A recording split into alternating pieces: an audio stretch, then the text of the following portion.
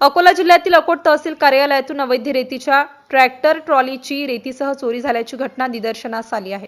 या संदर्भात प्राप्त माहितीनुसार अकोट तहसीलचे मंडळ अधिकारी निळकंठ नेमाडे यांनी 22 जुलै रोजी शहरातील अकोला नाक्यावर अवैध रेतीची वाहतूक करणाऱ्या ट्रॅक्टरवर कारवाई केली होती। सदर ट्रॅक्टर पंचासमक्ष जप्त करून तहसील कार्यालयाच्या नवीन इमारतीमध्ये प्रतिबंधित करण्यात आला होता। परंतु अवैध रेतीसह जप्त केलेला ट्रॅक्टर चोरी झाल्याची घटना 23 जुलैच्या पहाटे संबंधित महसूल अधिकाऱ्यांच्या निदर्शनास आली।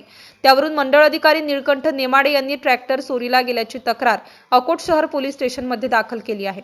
तहसीलदार व महसूल अधिकाऱ्यांच्या मार्गदर्शनामध्ये अवैध रेती वाहतूक करणाऱ्या वाहनांवर कारवाई करण्याची जबाबदारी महसूल कर्मचाऱ्यांची आहे। परंतु जप्त करण्यात आलेल्या ट्रॅक्टर रेतीच्या ट्रॉलीसह अकोट तहसील कार्यालयातून चोरीला गेल्याने एकच खळबळ निर्माण झाली आहे। याबाबत अकोट शहरातील नागरिकांमध्ये उलटसुलट चर्चेला उधाण आले असून निष्काळजीपणा करणाऱ्या अकोट तहसीलदार, मंडळ अधिकारी तसेच संबंधित कर्मचाऱ्यांवर कायदेशीर कारवाई करण्याची मागणी सम्राट युवा शक्ती संघटनेच्या वतीने करण्यात आली आहे। MCN न्यूज मराठी करिता विशाल आगरे, अकोट।